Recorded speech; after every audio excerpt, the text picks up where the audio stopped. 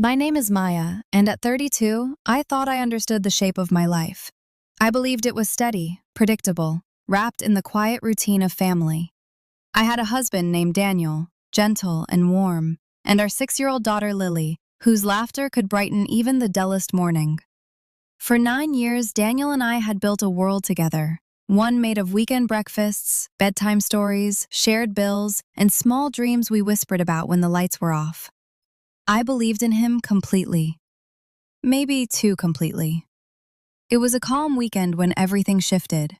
I had caught a cold and decided to stay home, curled under a blanket with a cup of warm tea. Daniel came into the room, adjusting his jacket, saying he was heading to his friend Jake's birthday party. He promised he'd be back late. I didn't think twice. I just told him to enjoy himself. I trusted him, and trust makes you blind to dangers you don't want to see. After he left, the house grew quiet. I watched a little TV before drifting into sleep, never imagining that while I rested alone, something was happening, something that would draw a line between before and after. The next morning, Daniel's energy felt off. Not dramatically, just unsettled, like he was wearing a shirt that didn't fit right. He barely spoke through breakfast. He kept glancing at his phone, then at the window, then at the floor. His smile was thin, forced. When I asked if he was feeling okay, he muttered something about being tired. But the man sitting across from me didn't feel like the husband I knew. He felt distant. Later that day, my friend Nina came by. She'd been at the same party Daniel attended. The moment she stepped inside, I sensed her hesitation.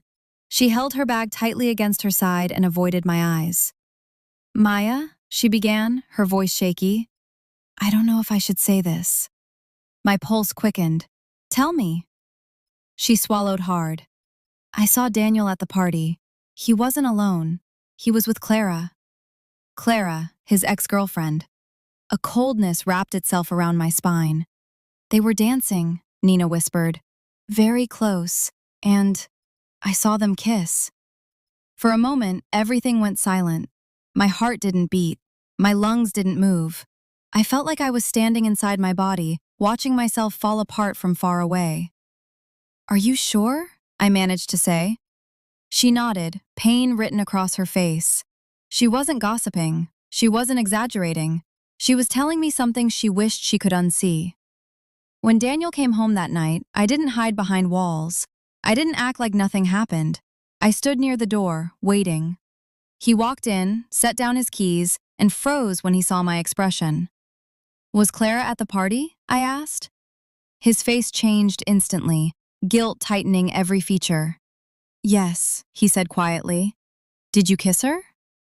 Silence rushed into the room, heavy, crippling, long enough to break something inside me.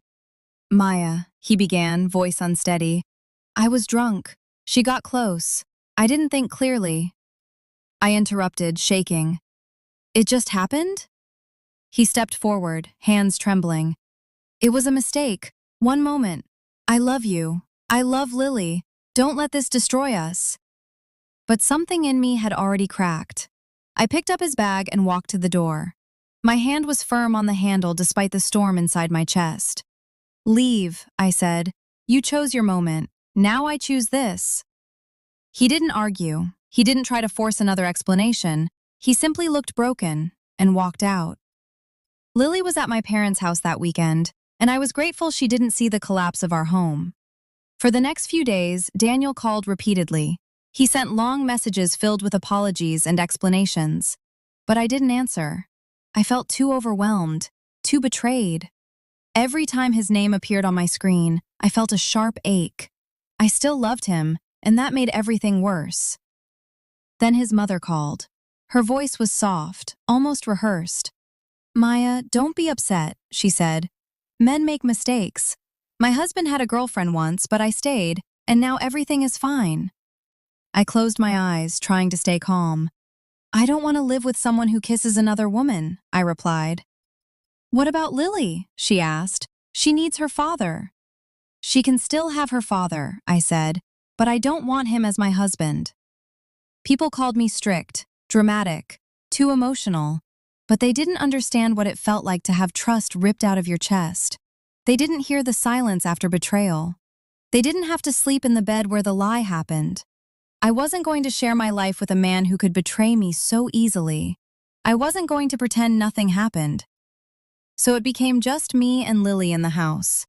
Life wasn't perfect, far from it, but it was peaceful. I could breathe again without wondering who he was texting or what he wasn't saying. A week later, Daniel came to the house. He stood on the porch holding a bouquet of white lilies, my favorite. His eyes looked tired, the kind of tired that comes from regret, not lack of sleep. "Maya," he whispered, "can we talk?"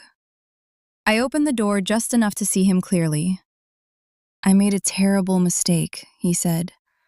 "I felt disconnected and alone, but that's not an excuse. I kissed her. I hurt you. I hate myself for it."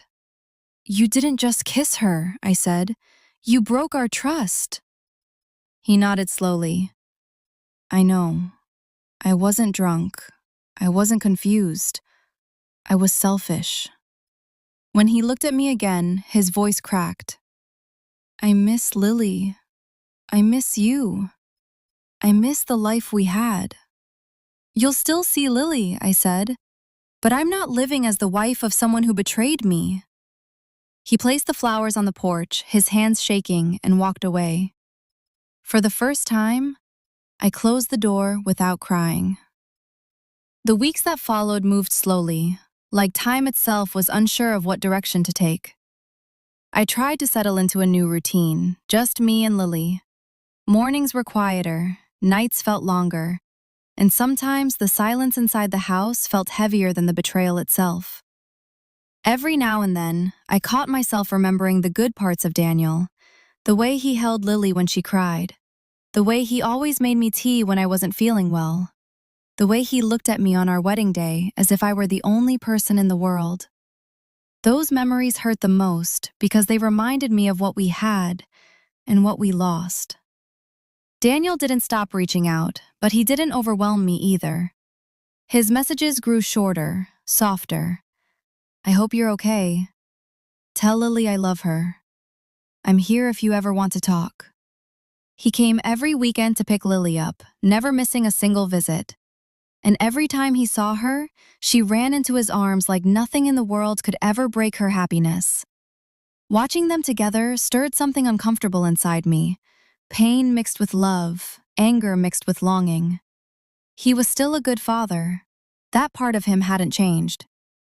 He took her to the park, read her stories, patiently fixed her tiny braids even when they came out lopsided. He didn't complain, he didn't rush, and he didn't try to win me back with dramatic speeches. Instead, he showed up consistently, quiet, steady, remorseful.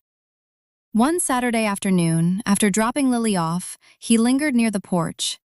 He wasn't holding flowers this time, no gifts, no grand gestures, just honesty. "I'm not asking you to forget," he said softly. "I know I don't deserve that. I'm only asking for time. I want to prove I can be better, not for you to come back, but because I need to grow." I didn't respond. I didn't know how. But his words stayed with me. Over the next few months, something in him changed. He volunteered at Lily's school. He learned her bedtime songs. He attended every parent meeting. He never missed a moment that mattered. He didn't try to be perfect. He tried to be present. One late afternoon, while I was tending to my garden, Daniel showed up early. Lily was in the yard chasing butterflies. Daniel quietly joined me, helping pull weeds without saying a word. After a few minutes, he spoke. "I'm not here to rush you," he said gently. "I'm here because I'm still learning how to be better." For the first time since everything happened, I believed him.